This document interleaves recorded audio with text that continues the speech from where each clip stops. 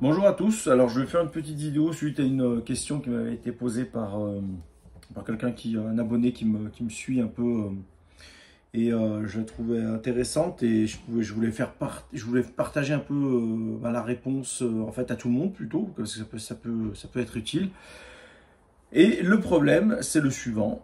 Il y a plusieurs personnes qui se plaignent en fait des fois de faire des départs un peu pas terribles et puis finir finalement bien positionnés en fait à la course et puis être frustrés sur le fait que comme ils ont des mauvais départs parce qu'ils n'ont pas assez de vitesse, en fait au départ ils sont tout de suite un peu ils se font surprendre un peu par les vitesses de départ ou ils se font un peu asphyxier et derrière tout le long de la course c'est un négatif split à essayer de remonter les places et c'est tout. Et donc pour certains, ça engendre une certaine frustration. Alors que ce soit chez les jeunes comme chez les plus grands. Sauf que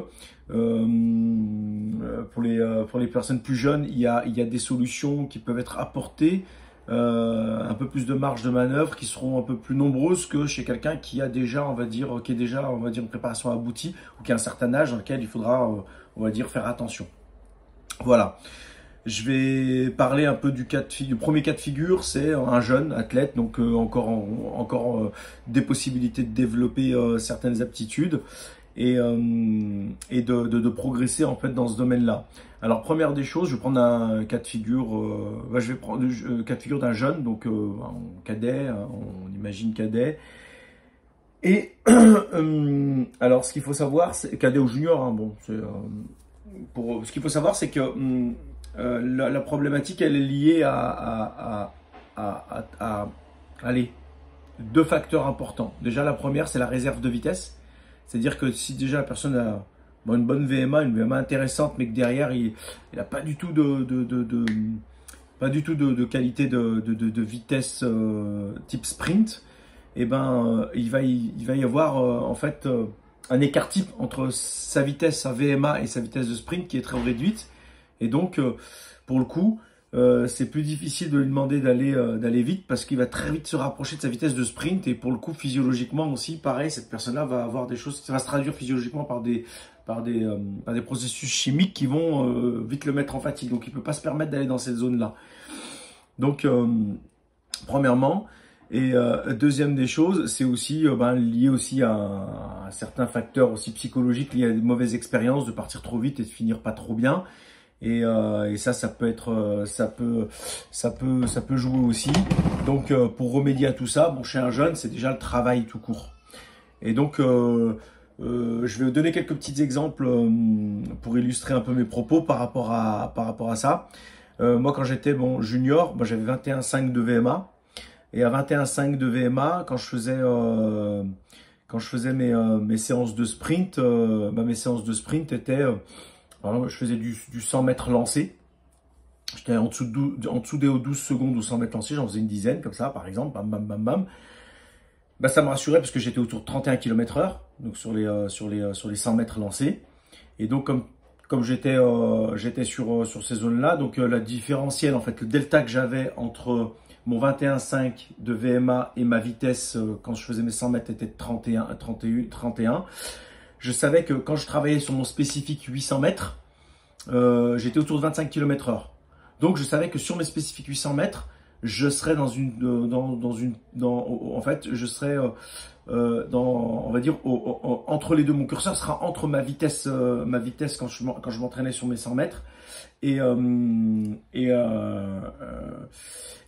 ma vitesse à VMA, sachant que c'était quand je faisais mes 100 mètres, on n'est pas sur le pic de vitesse maxi parce que 100 mètres c'est long, donc on n'atteint pas ça, on commence à décélérer sur la fin.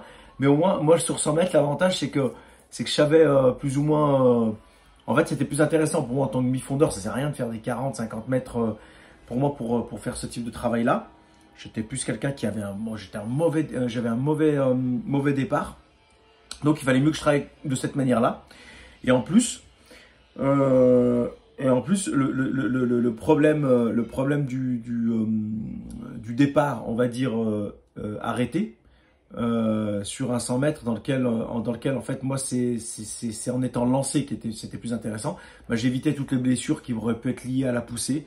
Donc voilà, c'est pour ça que en tant que demi-fondeur, cherchez pas forcément le départ arrêté ou le starting block, on s'en fout. On peut passer sur du départ lancé et c'est pas un problème. Et c'est pour ça qu'aussi ma valeur sur un départ lancé sur 100 mètres est plus intéressante que sur un départ arrêté. Parce que voilà, moi mon niveau de mon temps de réaction était nul. Hein. Voilà. Mais bref, en tout cas, quand j'étais lancé, quand je courais, donc ma vitesse était intéressante pour après aller chercher à travailler sur du spécifique 800 mètres. Pour le coup, là j'ai une personne de 20 on prend le cas de figure par exemple d'un cadet de 20,5 de VMA, hein, qui doit travailler par exemple pour être sur son spécifique 800 mètres, il doit travailler autour de 24 km/h pour être, et le problème, alors entre guillemets je dis ça, théoriquement, de travailler sur son 24 km/h, mais on sait bien que le 800 mètres c'est un peu particulier, c'est conditionné par sa vitesse intrinsèque, c'est conditionné par est-ce que sur le plan, on va dire, de sa maturité physiologique, est-ce qu'il est capable d'encaisser, de traiter la lactatémie quand elle grimpe pour le rendre service pour son effort, est-ce qu'il est capable de la gérer ou pas, hein, bien sûr, là on parle vraiment sur le papier théorique, on discute. Hein. Donc bon bref, je reviens à mon cas de figure. Donc si c'est un jeune qui court par exemple en 13 secondes le 100 mètres, sur répété, hein, sur l'entraînement, et que son compteur est bloqué, même s'il en fait un à fond, il est même à 13, quoi, parce que souvent, c'est celui que, on va dire, on a notre vitesse qui est quand même bloquée un peu les demi-fondeurs, hein, on court toujours avec le frein à main levée. Hein. Pour le coup, il a que 2 km/h de différence entre sa vitesse, on va dire, bam, quand il fait ses 100 mètres, et son spécifique 800 qui doit essayer d'en s'entraîner, et 2 km/h de sa VMA. Vous avez vu, l'écart type, en fait, il est très, très, très serré, très restreint. Cette personne-là, quand on va lui demander de faire des départs rapides, il sera pratiquement, on va dire, en sprint. Pratiquement sprint pour lui. Donc, physiologiquement, ça va se traduire sur des choses que quelqu'un qui a une marge de manœuvre plus intéressante quand déjà sa vitesse de base est importante, il sait qu'il ne bascule pas.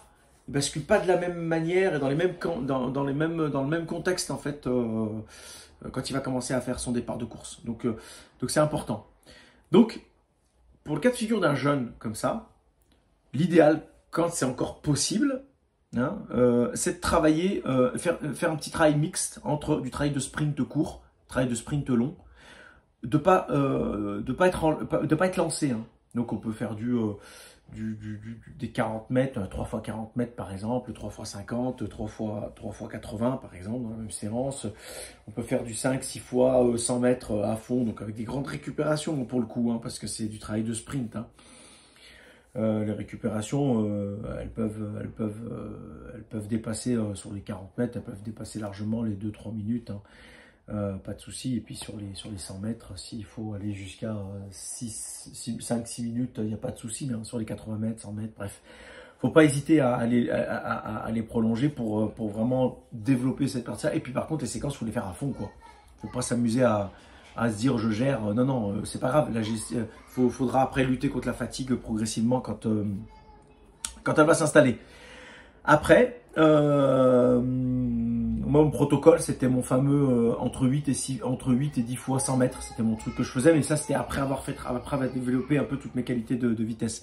Bien sûr, le sprint, quand je vous dis de le faire, ça s'accompagne bien sûr d'un bon échauffement, d'une bonne préparation, d'étirements balistiques, parce que là, c'est pas pareil quand on n'a pas l'habitude de faire, mais quand on est jeune, on risque certaines blessures, surtout les demi-fondeurs qui ont tendance à avoir le buste des fois en avant, complètement déformé quand ils sprintent. Donc attention, peut-être au préalable, faire un cycle un peu de travail de placement, de travail sur plot et tout, pour éviter un peu les déformations en fait corporelles qui font que les alignements ne sont pas respectés et qu'on peut se blesser. Donc voilà, ça c'est les petits trucs qu'il faut quand même mettre en place un peu à côté. Donc vous pouvez aller regarder le travail des gammes attelées et le placement un peu. Le travail de haie aussi c'est intéressant, ça apprend vraiment à se placer en fait, à être aligné. Donc voilà, je vous laisse aller voir, j'ai quelques vidéos un peu sur ce sujet-là sur ma chaîne. Vous allez voir, ça vous donnera quelques petites pistes un peu de travail quand on veut vraiment s'appliquer sur le travail sur le travail de placement. Voilà. Après, bien sûr, il y a une autre solution qui est intéressante aussi, c'est aller chercher un peu tout ce que des travails, en mixte un peu, travail de puissance lactique et capacité lactique. Pourquoi en mixte? Parce qu'en fait, la puissance va pas apporter la même chose que la capacité en fait pour pouvoir supporter en fait le départ. En fait, en gros, la puissance, c'est être capable d'aller le plus vite possible en encaissant le plus grosse quantité de lactatémie.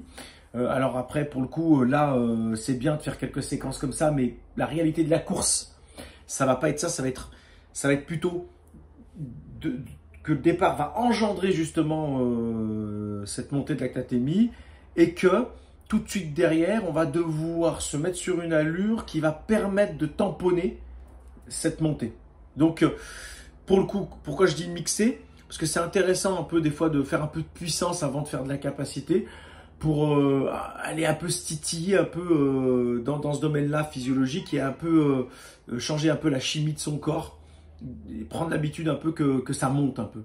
Voilà. Et c'est intéressant donc quand on place un petit peu de puissance un peu avant, d'enchaîner ça. Donc ça se traduit par des séances de 200 mètres, 250, dans lesquelles on fait des grosses récupérations, 6, 7, 8 minutes, mais dans lesquelles, voilà, il y a 3 à 4 répètes, hein, pas plus. Hein, et là, ça monte. Après, progressivement, on n'en fait que une ou deux de répètes, mais par contre, on intercale. Peut-être, par exemple, j'ai fait par exemple un 200 mètres à fond. Je récupère un petit peu, 2-3 minutes. Et après, j'essaie de faire un 400. Mais je me place dans l'allure de la course un petit peu allure plus. Hein, et après, je fais une récup un peu plus longue. Et je refais ça 2 voire 3 fois. Histoire d'apprendre encore à encaisser, en fait, cette chimie qui se met en place en fait après une course un peu trop, on va dire, dans lequel quand on fait un départ un peu trop appuyé. Donc voilà, petit protocole qui peut être mis en place en séance. Après, il y a le petit plus, ça c'est pour les personnes qui ont du mal un peu à faire en sorte que malgré tout ça, en fait, la vitesse gestuelle ne se met pas en place correctement et qu'on voudrait un peu augmenter un peu ça, bon, sachant que la vitesse gestuelle, hein, l'âge d'or, c'est quand on est un peu plus petit, c'est un peu plus compliqué de la développer quand on est un peu plus grand, mais on veut quand même, voilà, on essaie de chercher un peu, c'est de faire un peu d'échelle de rythme. Et avant de faire cette échelle de rythme, ça s'accompagne un peu de petits renforcements musculaires, un peu plus type force. Hein. On essaie de s'approcher de son, prendre la charge qu'on peut pousser jusqu'à 5 fois en squat. Et après, utiliser des passages sur plot, des passages sur échelle de rythme, un peu en vélocité. Alors attention, les écarts de plot, amusez-vous pas à faire trop court parce que ça frustre le pas et on fait n'importe quoi. Faut pas hésiter à élargir un petit peu les appuis pour sentir quand même qu'on est plus à l'aise parce que là, on n'est pas dans le développement de la fréquence pure. On est plutôt on essaye quand même de retrouver un peu des facteurs nerveux, donc on se met un petit peu à l'aise sur les écarts. Voilà. Après, le second petit plus, le petit bonus, c'est si vous pouvez avec vos entraîneurs aussi placer des petits cycles un peu de force ou de puissance, un peu avec du contraste de charge en musculation, c'est intéressant. Prendre du semi-lourd et après du léger. Par exemple, un truc tout bête, un squat par exemple, vous prenez vos 80 kg, vous faites 5 répétitions à 80 kg. Après, vous prenez une charge, vous prenez que à peine 30 kg. Hein. Vous exécutez le plus rapidement possible, posez la barre et vous avez un stade à côté. Voilà, vous faites une petite séquence de course en appuyant un petit peu. Alors attention, juste à respecter les postures parce que quand on combine un peu de la course un peu avec de la muscu, il faut faire en sorte que les gestes soient assez propres pour pas vous blesser, hein, bien sûr. Donc on peut aussi s'amuser à faire des petites combinaisons comme ça qui sont pas inintéressantes quand on a les personnes qui peuvent vous encadrer dessus. Hein, faut pas le faire ça un peu, je dirais à la zob, hein, parce que voilà, faut un minimum de suivi. Et puis si vous avez le matériel qui est adéquat et proche d'une piste d'athlée, comme ça, vous pouvez combiner les deux de manière à optimiser la logistique aussi. Voilà. Après, petit avertissement aussi sur les départs, c'est que malgré ça, en fait, il va falloir quand même les premières courses, si vous faites tous ces protocoles-là, placez le curseur, faites attention au départ, parce que c'est vrai qu'un départ, quand il est pris trop rapidement, ça engendre la montée de la lactatémie qui vient pour le coup pour vous aider. Il n'y a pas de souci, elle vient là pour ça au départ, hein, c'est pas un souci, hein, faut l'accepter. Hein. Le problème, c'est que quand elle se cumule, c'est que c'est pas elle qui est responsable directement de la brûlure, en fait, où on n'arrive plus à avancer. Mais au début, justement, si elle se cumule, c'est parce qu'elle veut vous aider à aller plus loin dans l'effort. Mais le problème, c'est que c'est signe aussi que vous commencez à vous approcher, entre guillemets, de la capacité, on va dire, qu'a vos muscles de pouvoir justement produire de l'énergie, pouvoir permettre d'aller plus, de continuer dans votre effort. Et donc, soyez prudent quand même malgré tout sur ces départs, les premières fois, déplacez le curseur progressivement. Et voilà. Maintenant, le deuxième cas de figure, c'est le cas de figure d'une personne donc qui est âgée déjà, âgée entre guillemets, hein, mais qui est un jeune adulte ou bien un adulte déjà confirmé, pour le coup, pour lequel en fait, finalement, travailler sa vitesse, pour le peu de pourcentage qu'on va gagner en fait par rapport à la performance totale sur un 10 km ou un semi-marathon va être infime. On prend plus de risques en fait à entraîner en fait sur du sprint, des choses comme ça. Donc, pour le coup, pour ce cas de figure-là, on va quand même tenter un travail de puissance et de vitesse, mais qui est moins blessante. Pour le coup, le passage à la musculation, c'est intéressant. Parce que avec la force, on peut aller chercher en fait les facteurs nerveux qu'engendre en fait le travail de sprint chez le jeune. On peut le chercher. Et on va utiliser ces nouvelles connectiques en fait nerveuses qui vont être produites par le fait d'aller chercher un peu de la force en musculation, par le fait de travailler un peu sur les travails de côte ou un peu de faux plat monté. On va essayer de travailler sur la puissance plutôt que sur le sprint pur. Et là en fait, grâce à ça, on va déplacer un peu le curseur en fait pour permettre au moins de faire un départ quand même assez appuyé et éviter en fait les conséquences que peuvent avoir des séances de sprint pur. Voilà, donc travailler sur des côtes, travailler en combinaison un peu avec un peu de force sur la musculation, ça peut être intéressant. Mais il faut occulter la partie sprint pur, ou du moins pour les jeunes adultes, s'ils veulent en garder un peu, vous pouvez. Mais à ce moment-là, privilégier vraiment beaucoup de courses lancées, avec vraiment des phases de course assez longues dans lesquelles vous êtes en train de vous lancer. Après, un peu comme on fait du vite-lent-vite, un peu, dans lequel en fait vous faites plutôt du lent, vite-lent, d'accord ? Donc, vous avez un cœur dans lequel vous êtes sur de la vitesse et à ce moment-là, vous vous lancez, pas vous rentrez dans votre zone dans laquelle vous appuyez un peu plus. Bien sûr, en contrôlant, en étant raisonnable. Hein, et sur la fin, bon, vous vous décélérez tranquillement, ne jamais freiner. Hein, parce que quand on freine, on a tendance à mettre une posture un peu en arrière, les ischio-jambiers se mettent en tension et là, bam, ça peut péter. Voilà. Donc, ne pas freiner. Hein, pour le jeune comme pour les moins jeunes. Voilà. Donc voilà, pour le deuxième cas, donc quand on a un certain âge, jeune adulte ou adulte, voilà ce qu'on peut privilégier et surtout éviter le sprint pur. Bien sûr, attention, quand je parle d'éviter le sprint pur, quand on est un ancien demi-fondeur, qu'on a une certaine expérience de la course à pied, même quand on est en ancien, on peut quand même un peu continuer à en faire. C'est pas un souci. Je parle plutôt des personnes qui sont un peu novices, un peu ou qui vraiment ont une difficulté voilà, qui ont commencé un peu tardivement et qui peuvent peut-être avoir une certaine, on va dire, méfiance sur le sprint quand on a un certain âge. Hein. Ne me faites pas dire ce que j'ai pas dit, c'est-à-dire quelqu'un qui a quand même une certaine expertise et certaines années de course, il est capable de sprinter même un peu plus tard, sauf que voilà. Comme tout, la prudence va être de mise dans ce cas-là quand même, mais il y a des possibilités. Voilà. Après, pour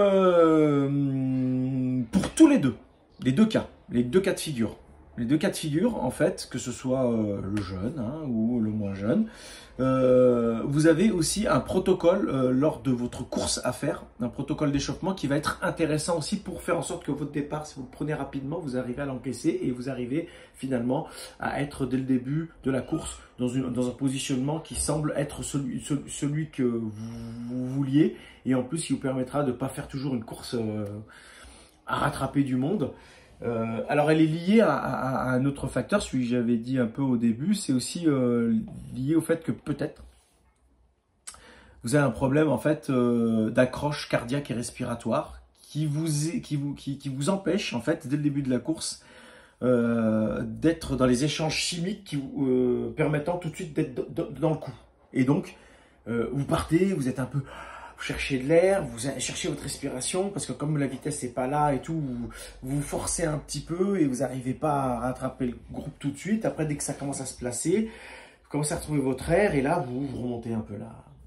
Alors en fait, là, c'est parce que l'accroche cardiaque doit être un peu plus importante avant la course. Et pour le faire, en fait, l'accroche cardiaque et respiratoire, et vous ne devez pas avoir un protocole d'échauffement, dites les 20 minutes, les gammes, les accélérations rapidement et puis se mettre sur la ligne de départ. Non, pas du tout. Là, à la limite, les personnes qui partent assez bien, qui sont très vite dans la course, ils peuvent se permettre d'être dans ce type de protocole-là. En revanche, les personnes qui ont du mal un peu au début de la course, il vaut mieux faire en sorte que dans votre échauffement, en fait, après avoir fait vos 20-25 minutes de footing, des fois plus pour certains, vos petites gammes un peu avant votre course, vos accélérations entre guillemets progressives, mais vous en faites pas beaucoup à ce moment-là et vous passez sur des 30-30, hein, vous faites 5-6 fois 30-30, ou des 45-30 ou des 1-1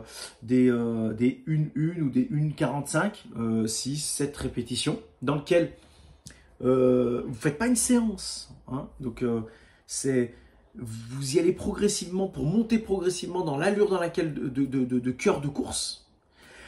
Vous allez voir, en fait, ce qui va se passer, c'est que ce que vous redoutiez un peu au départ, c'est-à-dire l'asphyxie de départ qui fait que vous n'osez pas partir vite, parce que vous êtes asphyxié, vous retrouvez derrière, et ben vous allez chasser, en fait, chimiquement, vous allez créer, en fait, ça déjà avant. Comme ça se conserve relativement longtemps, quand vous allez repartir sur la ligne de départ, vous maintenez ça en faisant des lignes droites. Là pour le coup, vous faites les lignes droites habituelles que vous faites, bam, bam, bam, vous revenez en marchant ou en trottinant, vous repartez ligne droite et ainsi de suite. Et là, pour le coup, quand vous allez faire votre départ, ce qui va se passer, c'est que en dehors du fait que même si vous avez manqué un petit peu de vitesse de départ, parce que vous êtes encore en cours de travailler ça, ou même pour les personnes qui ont du mal à développer ce côté-là, et ben au moins ça va vous éviter qu'au départ vous soyez asphyxié. Ça va éviter que le départ vous soyez asphyxié. Vous allez tout de suite être on va dire dans une posture qui est un peu plus intéressante et vous allez pouvoir gérer les échanges qui se passent un peu dans votre corps et vous allez pouvoir un peu encaisser un peu tout ça au départ. Donc voilà. Donc cette solution-là, elle est importante, elle est primordiale, quel que soit le cas. Parce que vous allez voir, déjà, ça va changer la donne. À faire un échauffement avec un peu plus de cardio dans l'échauffement pour justement passer ce petit palier-là avant le départ de la course. Vous allez voir, vous n'allez pas avoir à lutter dans votre course pour faire passer votre corps dans cette zone-là. Il faut la faire passer avant. Et vous allez voir, vous allez être beaucoup mieux sur votre course. Voilà. Et des personnes, ils n'ont pas forcément le besoin parce que leur accroche, elle se fait rapidement dans leur propre échauffement. Leur ligne droite, elle se fait rapidement. Et il y en a, ils ont besoin de tout ce protocole-là. Hein. Après, avec le temps, les entraînements et tout, pour les jeunes comme pour les moins jeunes, à force de travailler en fait la capacité et faire des fois des séances mixtes avec un peu de la capacité dite aérobie, hein, c'est-à-dire travailler surtout au seuil 2, vous allez voir, plus un peu des séances un peu mixtes où on fait un peu de la capacité lactique mixte avec de la puissance, vous allez voir. Progressivement, on est de mieux en mieux, on ressent pas forcément le besoin de faire un protocole d'échauffement avec une partie en fait d'aérobie aussi prolongée. Mais en tout cas, voilà, ça mange pas de pain, vous verrez, vous allez, contrairement à ce qu'on peut penser encore qu'on va s'épuiser avant la course, et finalement non pas du tout. Moi j'ai eu des cas de figure de 3 athlètes qui étaient un peu dans ce cas de figure là et ils me disaient régulièrement que c'était ça leur problème, c'est qu'ils se sentaient bien dans la course, vraiment qu'au milieu de leur course. Et on a changé ça, on a essayé de travailler justement en essayant d'apporter cette petite astuce-là et ça a changé la donne, mais du jour au lendemain. Depuis le début de la course, on les voit, ils sont vraiment dedans. Voilà, donc voilà. J'espère que cette vidéo vous aura plu, qu'elle vous aura été utile, instructive. Maintenant, il n'y a plus qu'à. Hein, je vous laisse mettre en pratique un peu tout ça. Et puis n'hésitez pas, après avoir mis en pratique un peu tout ça, à venir échanger un peu sur le sujet. Posez-moi des questions aussi sur l'espace commentaire s'il y a des choses que j'ai occultées ou des choses où j'étais un peu nébuleux ou pas assez clair. Et je me ferai un plaisir de vous faire une autre vidéo pour vous expliquer tout ça. Et bien sûr, pour vous aider, vous accompagner le plus possible dans vos projets de course à pied. Partagez, likez, ça me fera un grand plaisir parce que cette chaîne a besoin de force. Et puis, je vous dis à très bientôt. Ciao.